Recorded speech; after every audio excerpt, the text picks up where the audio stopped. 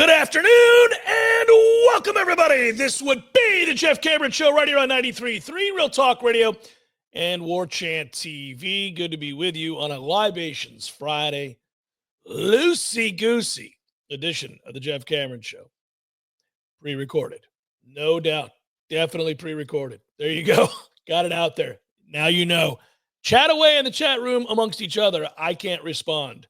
But we had to do this. I won't get into the reasons why, but we did.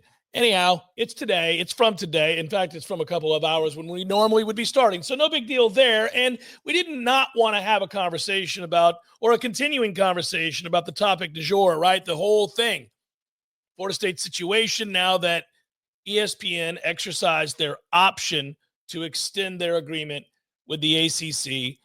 The discussion has centered around what does it mean? What's going to come out next is in regards to Florida State's future. There is certainly an awful lot of doom and gloom surrounding some of this, and I engaged in that yesterday, not deflecting there. A lot of it had to do with if we don't get this, if we don't hear this, if we don't learn this, then ... we've got very real problems with the situation Florida State finds themselves in now in this league, a lesser tier league, far less money, far less notoriety, far less in the way of positioning for primetime games, consideration for the postseason and the playoff.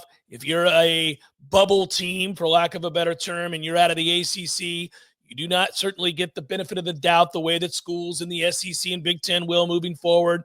You're at a recruiting disadvantage the longer you stay in the ACC. These are all very real concerns. These are not overblown conversations, wrought with hyperbole. This is not something to kind of spur listeners and readers of warchant.com and anything like that. These are real-life concerns about the agreement Florida State finds themselves in currently in the ACC, and that's why we're having serious conversations about it. It's why we're having these moments where you get to vet on air. After all, that is an awful lot of what sports talk is and should be in my mind, right? The ability to have a conversation and to perhaps posit scenarios in which, hey, if this happens, what do you think? Not that it's going to happen, not that it has already happened, not that with great certainty I expect to be disappointed by the arrangement once it's revealed financially, but I do have my concerns. I have speculated that I don't have a good feeling about it because anything that we're going to hear is going to seemingly involve, if an agreement has been made, us staying in a conference that I think is doomed long-term as it pertains to ultimately your goals to be playing at the highest levels, eating from the same money troughs as the very rich, to live in the gated community, as we've said before. I don't think it behooves you to stay in this league. That said, there are arrangements. There could be deals brokered by which I would say it's tenable. We discussed that on yesterday's show as well. There was balance to all of that, which was to say we seek to compete, as does Clemson. This is why we're joined at the hip, us and Clemson, at the highest levels of college football. And that means having an opportunity to field a team annually that plays for and wins national championships. Not that they will, but that is the goal. That is where you're striving to get to. And Florida State's illustrious history has shown you can be there. You can push your chips to the middle of the table, win enough football games, sustain a winning culture, have recruits, the very best in the country, gravitate towards your program and win said national championships. If you are not armed with the capability of doing that because of a settlement that you may have arrived at or an agreement that ESPN and the ACC have, then this is our concern, dude. This is the kind of thing that we are going to vet and continue to have conversations about. And I would just suggest that you listen in totality. I've already seen situations in which snippets are taken here or there, the most extreme snippets, both the ones in which I'm excited about an aspect of something and or very, very negative about an aspect of something. I don't say that to protect myself, this show, Warchant, or anything else. I just think it's a healthier exercise to have a more nuanced conversation. Now, I know later today on warchant.com, the video that Tom and Ira Schafel shot regarding this whole situation does just that. So that's a good thing. I think across all platforms and all of the different shows and different avenues by which you can glean information regarding this subject, we'll do exactly that, whether it's Wake Up Warchant, the Jeff Cameron Show, articles on warchant.com, whatever it might be, and certainly we hope on the message boards as well. So, Good Friday to all of you. We will need that libation. We're all going to. It's been a long week. Some of it has been good. I will say I didn't get a chance to touch on it yesterday, Tom, as I welcome you into the program, my brother. I didn't get a chance to touch on player interviews yesterday. And I do want to say that there were a couple of really impressive young men. You know, every day that goes by and we get opportunities to listen to these interviews and read a little bit more and hear a little bit more from the new coaches and things of that ilk. I've said it many times, and I'll continue to say it. I get excited about what I think this defense might be and potentially where this defense is headed. And yesterday, I will tell you that James Williams proved to be an impressive human being, huh?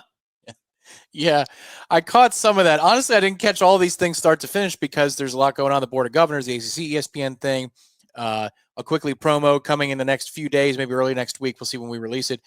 Gus Malzahn, all 22 breakdown with Dominic that we taped yesterday.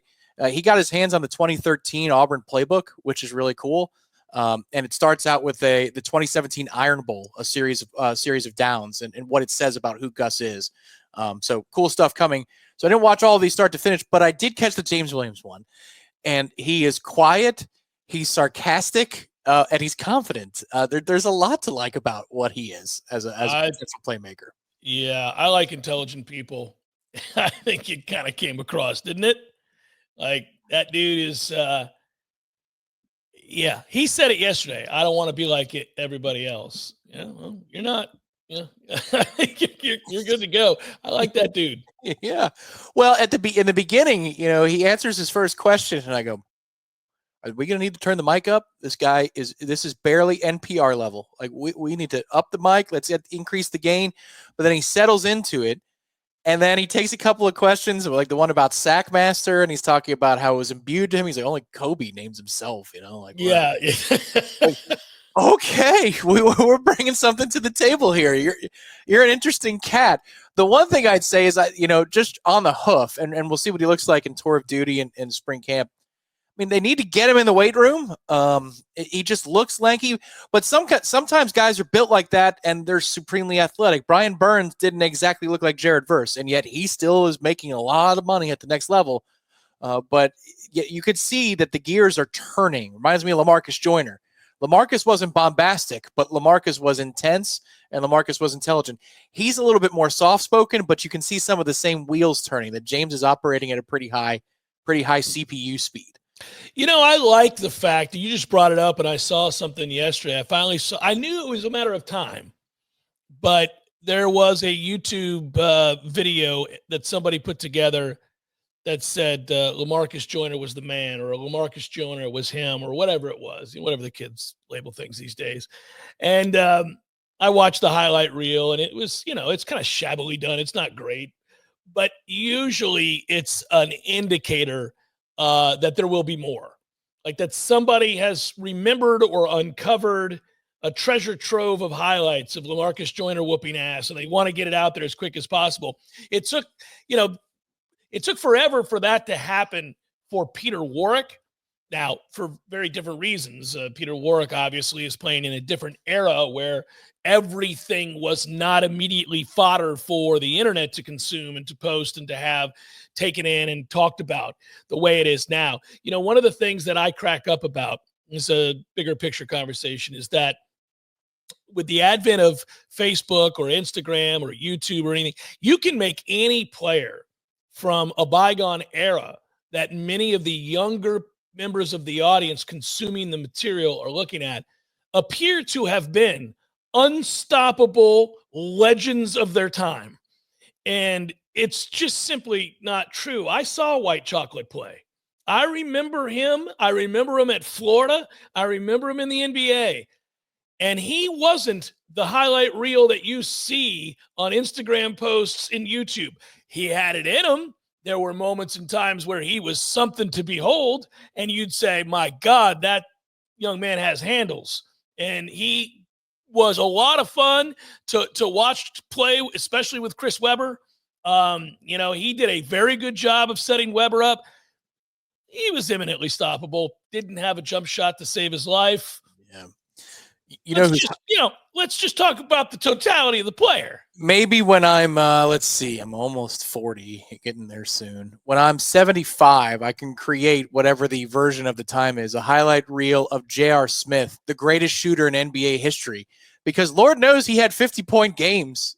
So you could put together a 12-minute reel of J.R. Smith catching fire, and maybe people in that generation go, oh my God, JR was the greatest shooter that ever lived. It's like, well, no, he was one of the streakiest players that ever was. And when he was on, it was your ass, but it was once every 12 games, once every 8 games. Yeah.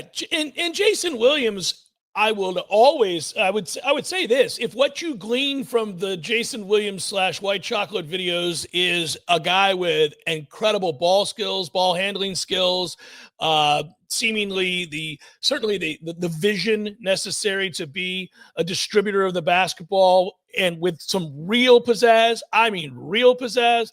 Almost looks like a mixtape, right? He was unbelievable. Like, what were the leagues with the professor and all that? What was that called? And one. Yeah.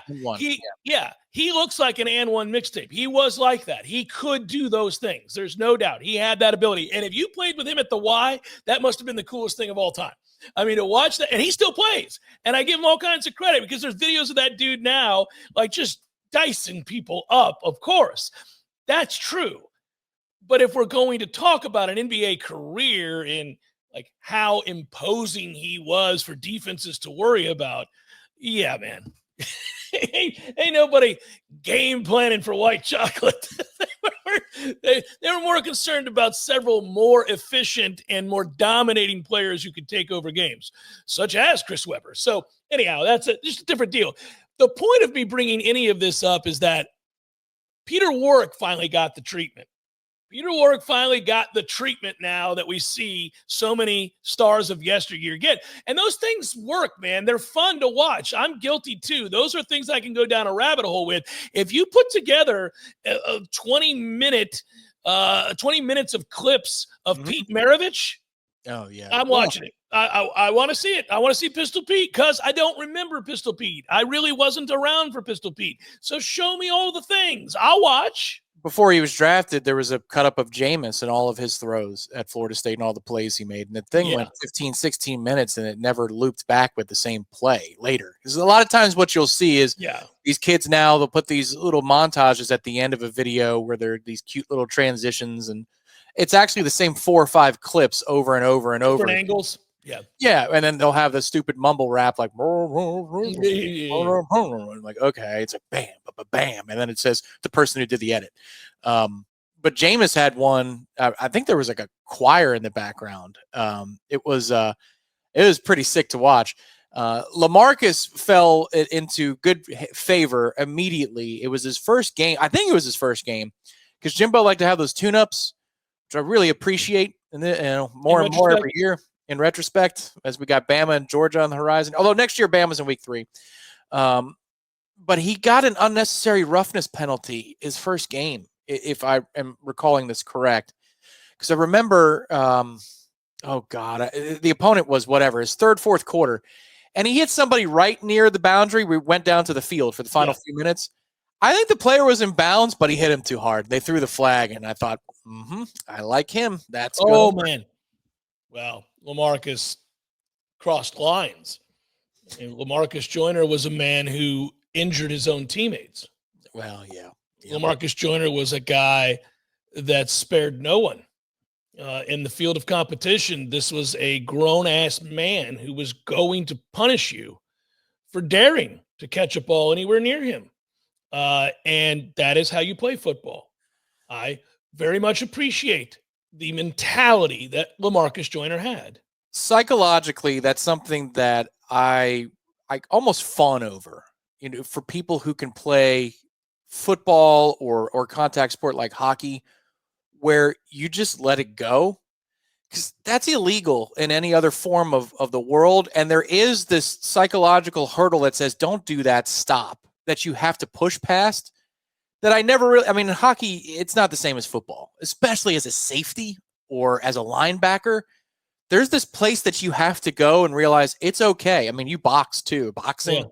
You realize it's okay to destroy somebody if somebody's in mixed martial arts. Like, it's part of what you're doing. You can't think of it as I'm harming another, but I just appreciate people who are able to do that. And then when they sit down in the press conference, they go, well, yes, I was very happy with what we did in the third or fourth. I'm like, wow, you compartmentalize that beautifully. That's not easy to do. Yeah, I think the thing of it is in football, and if you had good when you were young growing up, like I've told this many times, and it is certainly a name drop, but it's not meant to be. I played both high school and junior peewee equivalent of football with William Floyd. And we were on the same team. We had a kid on that team who was a linebacker named Bowie. Everybody just called him Bowie. Bowie was ruthless. He used to say all kinds of crazy things to me. And I was always intimidated. I'll say this for many reasons. It was the best thing that ever happened to me, but I was the only white guy on my team in junior midget. It was called junior midgets back then. That would be inappropriate now. So peewee football, whatever. I was the only one. So because of for lack of a better term, sort of a fear of an unknown, right? I walked out there that first day and I'm like, I'm the only one who looks like this. And it turned out, as it usually does, of course, that there is no difference. People are people. But the thing of it is that there are these perceptions in this idea, and football is a meritocracy. You smoke or get smoked. That's it. You can play or you cannot, and that's what's respected. But if you have good coaches and they sense a timidity in you for any reason, you're different looking than somebody, you're in a situation where they can tell you're uncomfortable, the best coaches will tell you and explain to you that playing 1,000 miles per hour is the best way to avoid injury. Yeah. That you have to disperse as much energy to that person coming at you as they're dispersing towards you, or else you receive all of it. And then you're going to get hurt. And when it was explained to me that way, the first year that I ever played, I always played fast from that point forward, because it was in the back of my mind that if I didn't, I could get hurt. And I remember we were in Oklahoma drills and he was like, Cameron, you got to try and deliver the most violent blow you can to the individual across from you, not expressly with the intent to do him long-term harm, but to avoid hurting yourself. That's the reality of your situation. It's a violent game. Play it violently. And you're right. Some people can just go there and say, okay, we're going to do that from here on out. And others, for whatever reason, can't. And you have to be able to do it. You have to be able to deliver the boom. Well, it's the fear of being able to come back and regulate yourself after you do it. What ended up being the trick for me was not good coaching. Clearly, I didn't have anybody who was able to eloquently create that point. It was my teammate getting a shoulder to the head intentionally. And pissed you off. Yeah. And at that point, I'm like, oh, well, if this is how we're playing, then this is how we're playing. Yeah. There's the funny games we're having out here. Okay. Right. And it was, it actually infuriates me even thinking about it right now, because it was a vulnerable position. This is not even like, oh, we're soft now. Oh, man, this is a cheap shot. In the old school term, it's a cheap shot, a headhunt. And at that point, I was like, okay, F you. But I never played with the ferocity, and like, I'm playing hockey, whatever. It's this little thing. But the ferocity that LaMarcus played with is different. Even in the scope of I'm going to hit you, LaMarcus was, you might die by my hand, by my shoulder. That's the way he played. And yet he was under control while doing it. A lot of guys you see at the NFL level or the college level, they'll engage in a hit like that, and then you can see it the next couple of plays. They're out of balance because they went somewhere even more. But LaMarcus was always in control. It's like, okay, that just happened. All right, now let's go to the next play. Like, that is remarkable. Yeah, it's cool. I think there's a lot of things that add up for that reason. For example, I think being undersized. He was undersized for the position, undersized to play football, undersized to go to the National Football League, undersized to play at Florida State. He was not in terms of stature, that big a guy. He was kind of pretty small. And even though he was Herculean strong, legendarily strong, people talk about how many pull-ups he could do and all those things. I remember at one point, I think the number was absurd. Like, who the hell can do 40 pull-ups? Well, Marcus Joyner can. Like, that's crazy, right? He would be that kind of strong. He would do them every day. But he still wasn't huge. I mean, what Marcus Joyner weigh, what? 190 pounds? Yeah, probably, if that. Yeah, if that. So I think then the marriage of knowing the right way to play and also being undersized and having to give everything you got, being really strong for your size, all of those factors coming in, just the violence. So LaMarcus just got that. And we're going down memory lane because we can do that on a Libations Friday. And we're having fun and praising LaMarcus Joyner because it's fun to do. I'm just glad he's got, his recognition. People are remembering LaMarcus Joyner the way they should. He was freaking awesome. Well, we're not saying that James Williams is LaMarcus Joyner, but I saw some traits. I love that when you see that. Also, I think it was Herring yesterday. Herring had the verbal filler that Nigel Bradham did, the most definitely. And I went, wait a minute. Yeah, I like crazy people playing linebacker. Well, I'm not saying he's crazy. I'm just hang on a minute. Let me clarify that one. Really, don't throw that on this side of the screen. Yeah. What I'm saying is, well, if he plays like the last guy who had the most definitely filler, we're going to be in fine shape because that is a far cry from where we have been in linebacker play. Nigel Bradham isn't one of the all-time greats, the top line of linebackers that played at Florida State, but he was a Florida State caliber linebacker, the era that you're talking about, what you long for at that position. Bradham fit the bill. He most definitely a Nole. Like he was at that level.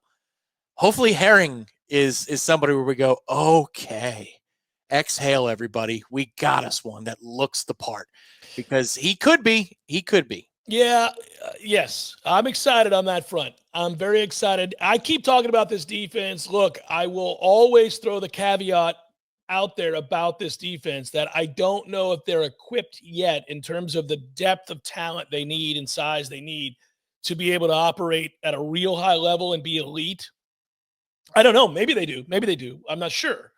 And again, we're talking about a new scheme, and I want to see how it operates, and we'll look at rotations and all. I can't tell you definitively one way or the other whether we're going to be successful or not.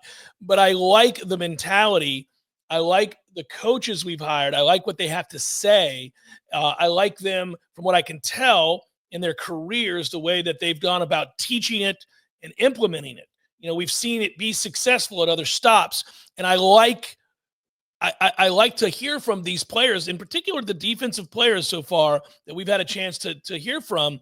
That side of the ball excites me more than the offensive side of the ball. And that is not, again, an implied criticism of the offense and where we're going with that and the players on that side of the ball. It's not. It's just that I'm more excited about what we're seeing defensively because I feel like a lot has been lacking. And it's been very, very frustrating in terms of defensive football. And people will say, well, what do you mean? I mean, how good was our defense just a couple of years ago, Jeff? It could have been even better, and it wasn't that way all year long. We remember the way it was at the end of the year, and it was great at the end of the year for a lot of reasons. But it was lacking in a lot of ways too, and it frustrated me just in simple communications and pass-offs and things of that ilk and things that we couldn't do. There was a way we had to play because we couldn't teach the other, and that is how you end up without a job. Frankly, and that's why I'm excited. I'm excited because I don't think that's going to be the case this go around. We're just getting started on a Libations Friday, Lucy edition of the Jeff Cameron Show, 93.3 Real Talk Radio, Warchant TV. So, really quick, circling back, we kind of meandered in the opener there because it was fun to talk about LaMarcus Joyner. It's fun to talk a little bit about the newcomers. Fun to go take a trip down memory lane and talk about Pee Wee football and mentalities and all those sorts of things. And we're apt to do it on a Libations Friday. But I will give you an optimistic view that perhaps, and we don't know, and maybe something breaks today while we're not on the air or after we've recorded this, which would be unfortunate, but we'll talk about it on Monday of Super Bowl week if that's the case, or in a video on warchant.com. But there is a part of me that wonders whether or not we could get something close to what we wanted. And I know it's a very nuanced discussion, Tom, because remaining in the ACC, even if you get a lot of what you wanted financially, has its own problems, presents its own problems. Again, the way you're perceived, the league itself, recruiting, the many things that I've cited before. But if you're like, if you're a team, and I was jotting this in my notes the other day, that you get to play like Bayern Munich, right? Like you get to play in a lesser league and compete for a championship, like the Champions League or something. You know, you can do, and you could be in a lesser sort of league. If we have the kind of money that allows for us to compete with the big boys of the SEC and the Big Ten for championships, and we're in a lesser league, but we're within the financial realm of competition, you know, to be annually capable of that, that gives you hope. That certainly provides hope. It does not in any way dismiss other concerns and criticisms in the way that this was handled, but it would be a win. It would be a win. It's not everything, but it's a win, especially if you could do it and still be out of here in 2031. Yeah, I think that would be, if you're going to be on the Florida State side of it, or like, I don't even want to do it that way. If you're going to be reasonable, you can say that, and Ira said this in the video that we recorded, options that were not available to you before the lawsuit are suddenly available to you because of the lawsuit. Okay, so that could be your stance. And you would be correct in saying that right. These options didn't exist. We didn't sue without asking for these concessions. They told us to no. They told us to go to hell. And so we took legal action, and that legal action bore this fruit. Correct. And so here are the opportunities we get from the legal action that we took.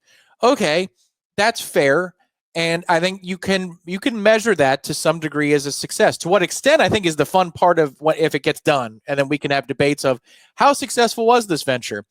I'm on the pessimistic side of it. But I can't sit here and say that this was a total waste of time.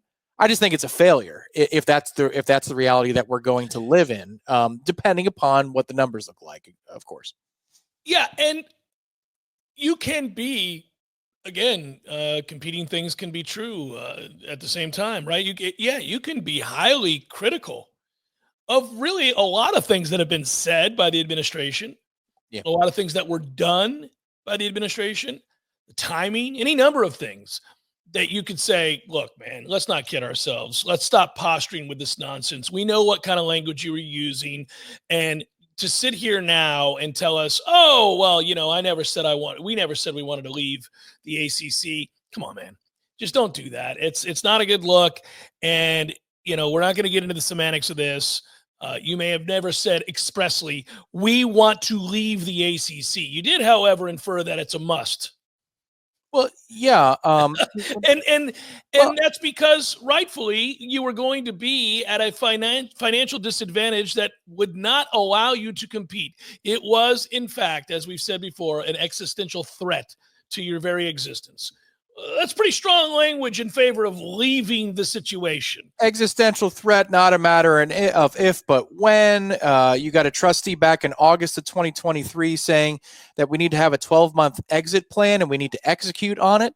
I mean, this revisionist history crap. Like, the thing I would say is, if you saw some of the trustees or some of the power players in a closed, off-the-books setting between that meeting in August of 2023 and whatever the time of the settlement is, in the middle, what would they have told you? They would have stoked the flames that they were speaking to in that setting. They wouldn't have said, well, guys, you have to understand what we're actually doing during these open board of trustees meetings is we're hampered by sunshine law, so therefore we have to talk about this in public. So this was all negotiation tactics so we could get a better deal with the ACC. That's not what they would say to you when you would talk to them in private between August 2023 and the end of this. What they tell you is, damn right, we've got a place that we're going and we need to get the hell out of this conference. Like, so that's where the disingenuousness, if they do take the settlement and the spin job, is going to piss me off because it condescends.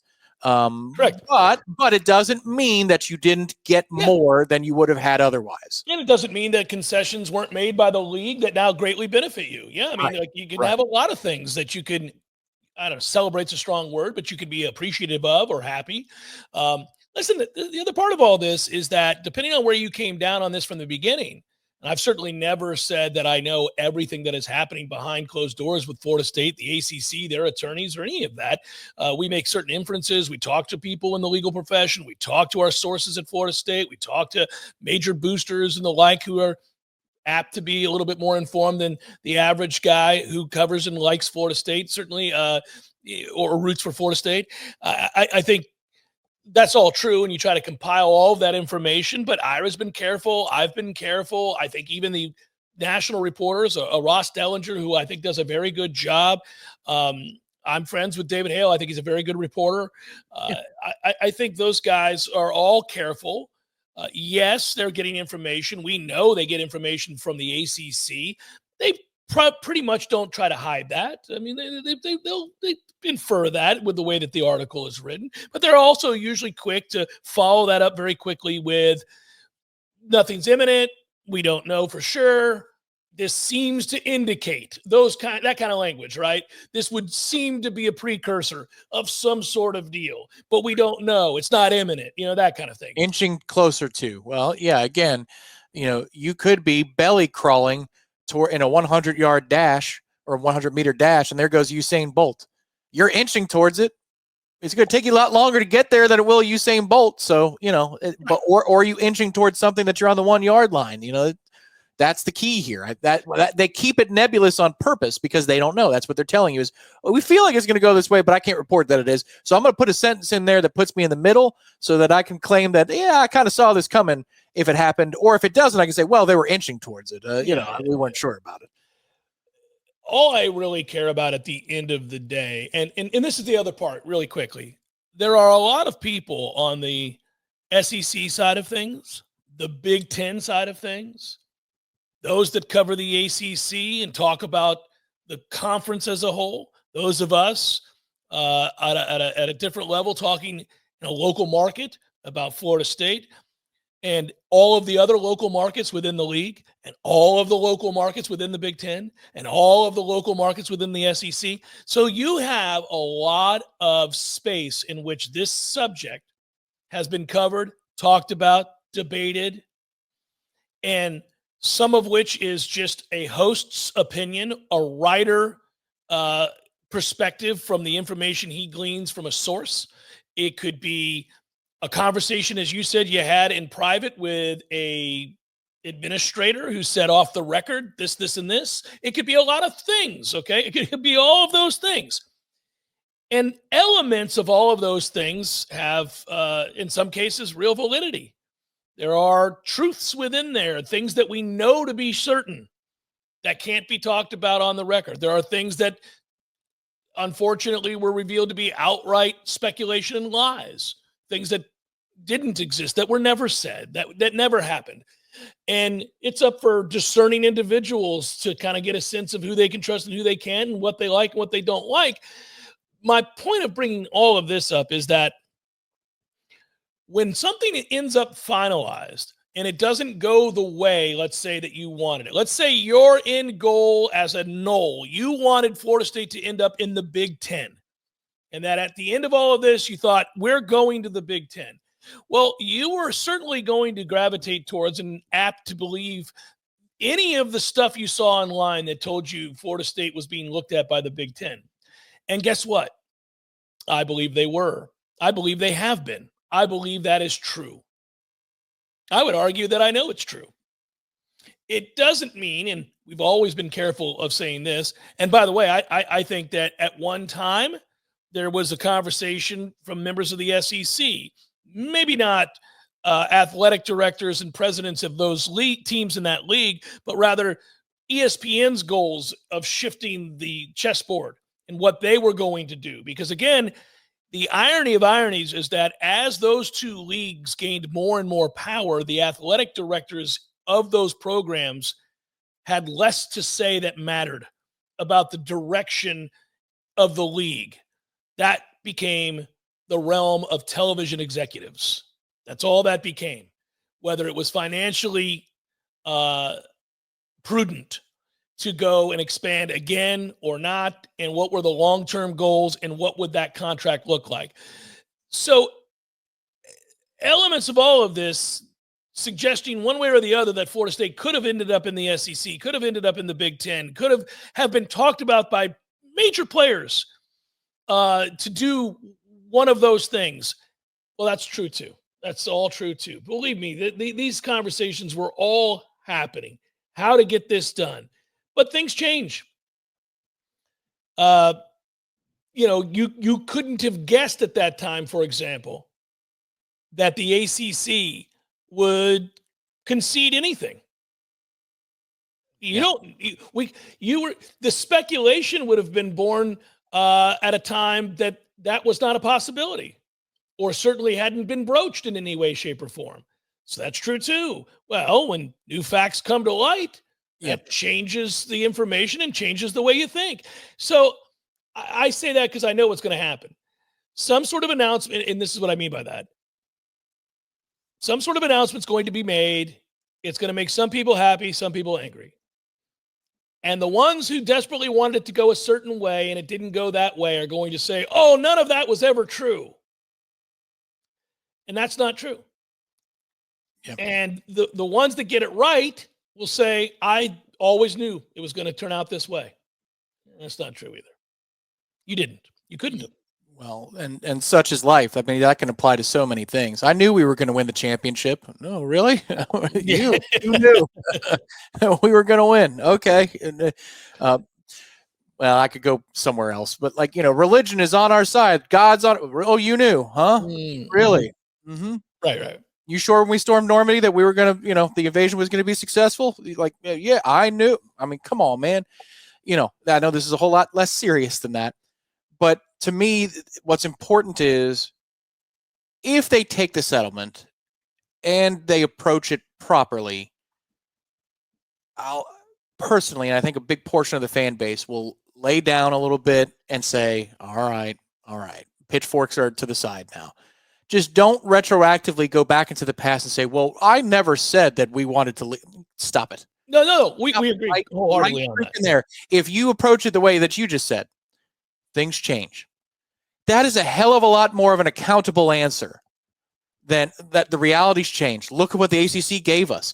If you look at the cost-benefit analysis of taking a partial share of Big Ten money over the next 5 years, a place that we're going to go anyway to the Big or the SEC, and we take that partial share plus the settlement we'd have to pay out, which is full freight. Instead of 2031, we get a discounted buyout, which is basically nothing, and the ACC came up to here. We're netting $15 million more a year every year than we would have if we decided to leave. That is a pragmatic way to approach things rather than, well, this was never about leaving the ACC. Well, and this is why, and this is why it would be good to hear from the university here at some point in the not too distant future. I mean, I do think a lot of people are kind of looking towards the administration at some point saying, are you guys going to weigh in on any of this? Can we get some guidance about where this is headed? Some leadership? Right. Well, I mean, look, for them, if they haven't agreed to the settlement, and they haven't signed an agreement to the settlement, or sorry, I should say the conditions of the extension that they like it. The lawsuit must continue by definition, because the moment you stop the lawsuit is the moment you give up all leverage to whatever you're trying to squeeze out of the ACC. Right. So that's the one thing where Dellinger's right. Like, if you approach it from the opposite chronological timeline, the settlement is absolutely tied to Florida State's willingness to stay in the ACC. The moment the lawsuit's dead, they're staying, because then the ACC has nothing to worry about. Correct. Yeah, no, that's correct. It's Jeff Cameron Show, 93.3, Real Talk Radio, Warchant TV. Neymar is leaving the Saudi Pro League. And you say to yourself, what are you doing, Cameron? A, it's redemption. Oh, not redemption. It's Libations Friday. And B, I just wanted to point out that it is insane the amount of money some people can make, like Gooch on the Live Tour, for not doing anything, for just being whatever, right? So that dude's made $40, $50, $60 million over there, whatever it is. Yeah, 43.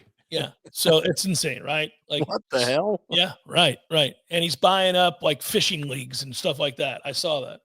So he's buying up rodeo and fishing leagues. And for those of you that don't follow golf, that's not a nickname that Jeff gave to John Rahm or something. The guy's name is Taylor Gooch, right? Yeah. He's not calling Rahm Gooch. Just Yeah, so you know. and pretty funny. Yeah. So Gooch, who is whatever, and really kind of cringeworthy, and that his fans, what I don't know if you'd call them that, his supporters, his people would like bring chairs, lawn chairs and stuff to the events that that had, Gooch Army and Gooch's gang and stuff like that. The Gooch monsters. It's just ridiculous things. All right. So anyhow, that guy has done all that stuff, and good for him. So Neymar leaves the Saudi Pro League, which I don't know if anybody here watched any of that or not, but I had no idea that existed. And I'm not trying to be facetious. Neymar, I'm like, oh my God, I remember him. I had no idea that there was a Saudi Pro League. I figured he was in La Liga or EPL or someplace. Right. So Al Hilal paid him $200 million, and he played in 7 games and scored 1 goal. Oh my God. He scored 1 more goal than you, 1 more goal than me, 1 more goal than my 67-year-old neighbor who's never kicked a soccer ball in his life. Oh man. So that's $28.6 million per game that he played. $200 million to play in 7 matches. I sit here pissed off. I'm like, you've got it. Are you effing kidding me? If you played a Major League Baseball season in the Saudi League, that doesn't exist, and you were paid what Neymar was on a per game basis, let's see if the calculator breaks, you would be making $4 billion over the course of a season. If you played 162, you would make $4.6 billion to play a 162 game season. So the guy screws up the transfers just for him to go out like that. It's unbelievable. I mean, what a heist. What a heist. I think I admire it.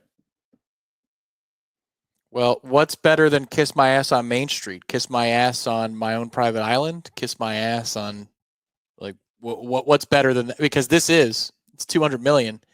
I mean, Jimbo's 75 was nice, but this is 200. Jimbo's 75, was, but Jimbo certainly engaged and had the COVID year, good season. And he didn't coach 7 games. Right. My man scored 1 goal, played 7 matches, and walked away with $200 million. Hour number 2 forthcoming. It's Jeff Cameron Show, Libations Friday on 93.3 Real Talk Radio and Warchant TV.